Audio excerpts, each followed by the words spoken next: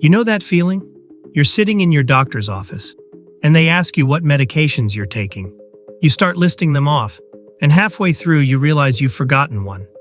Or maybe you're looking at your medication organizer on Sunday night, and you're just staring at all those little compartments filled with pills. One for your blood pressure, another for your cholesterol, something for your joints, something else for your stomach. And you think, is this normal? Are there really this many pills I need to take? The truth is, while that's common, it's rarely optimal. There's actually a medical term for this. It's called polypharmacy. And it might be the biggest hidden hurdle to your health right now. Today, we're talking about why it happens, what it means for your health, and what you can actually do about it. This is Staying Sharp. Let's get started. So what exactly is polypharmacy? In the simplest terms, it means taking multiple medications at the same time. Now, there's nothing wrong with that. Some of the healthiest people we know take several medications because they need them. But polypharmacy becomes a problem when you're taking more medications than medically necessary, or when they're not working well together. It's the difference between 5 pills you genuinely need and 8 pills where a couple are doing more harm than good. And here's the thing. If you're over 65, you're not alone. And the numbers tell a story of their own. Nearly half of all older adults are taking 5 or more medications every single day. Some estimates suggest that number climbs to 80% for people over 85. So if you're sitting there with your pill organizer feeling overwhelmed, you're part of a really big group. But why is this so common? Well, it usually starts with good intentions. You go to your cardiologist and they prescribe something for your blood pressure. Then you see your rheumatologist, who adds something for your joints. Your primary care doctor adds a medication for cholesterol.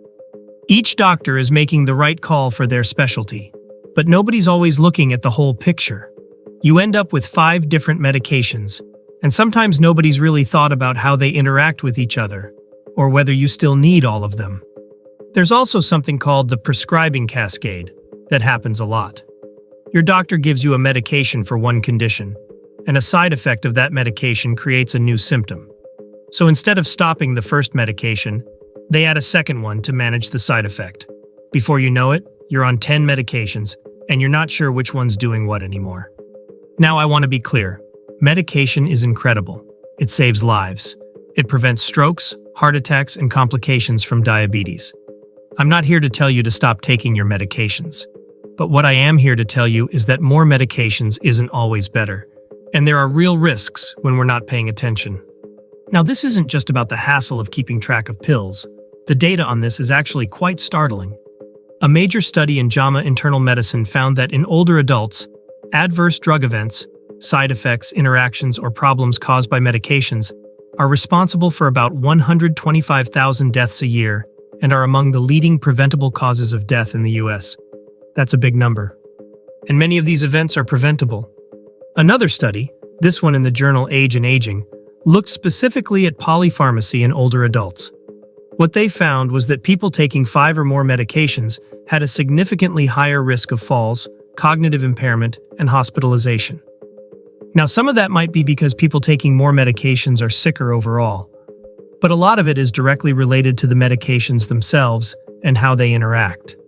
Then there's the whole field of research around something called deprescribing. Deprescribing is just what it sounds like. Intentionally reducing medications that might not be helping you anymore, or might be causing more problems than they solve. The research is clear. When people safely scale back on the pills they don't need, they don't just get by. They actually start to feel better. They're steadier on their feet, their heads feel clearer, and those nagging side effects start to fade. And here's the important part. Their health markers often don't get worse. In many cases, they get better. So what does all of this mean for you? It means a few things. First, it means that if you're on 5 or more medications, it's worth having a conversation with your doctor about whether you really need all of them. I know that sounds counterintuitive. We're trained to trust our doctors, and you should. But this is a conversation where your input matters. You're the one living with the side effects. You're the one who has to remember to take everything. Your perspective is valuable. Second, it means you need to look at your medications as a system, not as individual treatments. That's where most of the problems happen. It's not that one pill is bad. It's that 3 pills together create a problem that nobody foresaw. And the only way to catch that is to have someone look at all your medications together. Third, it means you should have a medication review with your doctor, ideally annually, but at minimum every couple of years. This is different from a regular checkup. During a medication review, you and your doctor sit down, pull out every single medication you're taking, including over-the-counter drugs and supplements, and go through them one by one. Why am I taking this? Is it still working? Are there side effects? Could I take a lower dose? Are there any interactions? Could we stop this one altogether? And if you feel like your doctor's office is just too rushed to have this talk, don't overlook the most accessible expert on your team, your pharmacist. They aren't just there to count tablets. They are trained specialists in how these chemicals actually dance together in your system.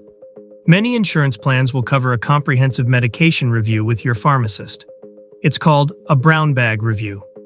You bring all your medications in a bag, they go through everything with you, identify potential problems, and help you bring those concerns to your doctor. Pharmacists are one of the most underutilized resources in healthcare, and they're more accessible than you might think. So how do we tackle this? You don't need a medical degree to start. You just need a simple sanity check. Start by gathering everything into one place. All of it. Prescription bottles, over-the-counter medications, sleep aids, allergy medicine, vitamins, supplements, everything. This is your medication list. Then, get clear on the why behind each bottle. Why am I taking this? If you can't answer that, it's worth finding out. Call your doctor's office or your pharmacy. They have records. And finally, schedule that brown bag review we talked about. Call your pharmacy and ask if they offer comprehensive medication reviews. Bring everything. Let them tell you what they see. Then take those findings to your doctor and ask for dedicated time to go through your full medication list. Not as part of a regular checkup, but as its own conversation. There's also a bit of a cheat sheet in the medical world called the Beers criteria. BEERS. It's essentially a red flag list of medications that tend to cause more trouble than they're worth as we get older. You can look up your medications there at your own pace. This is just information gathering, not decision making. But informed conversations with your doctor are better conversations. I know what you might be thinking. Will my doctor think I'm questioning them? Or, what if I stop something and get worse? Those are totally valid fears. And that's exactly why this conversation needs to happen with your doctor, not around them. Good doctors want to have this conversation. They know that more medication isn't always the answer. Look, the goal here isn't to clear out your cabinet just for the sake of it. It's about making sure the pills you do take are actually working for you, not against you. So here's your challenge for this week. Gather your medications. Write down why you're taking each one, and schedule that conversation. You don't have to change anything yet. You just have to start. Because you might find out that those pills are perfect, and you need every single one. Or you might find out that you can safely reduce some of them and feel better for it. Either way, you'll know. And clarity is power. That's what staying sharp is all about. We don't want you to just live longer. We want you to live better, sharp, independent, in control of your health and your choices. If this video helped you see your medications differently, hit that subscribe button. We're here every week with information that matters to people like you. And if this was helpful, share it with someone who might be staring at their pill organizer on Sunday night, wondering the same thing. Thanks for watching. Remember, stay informed, stay independent, and stay sharp.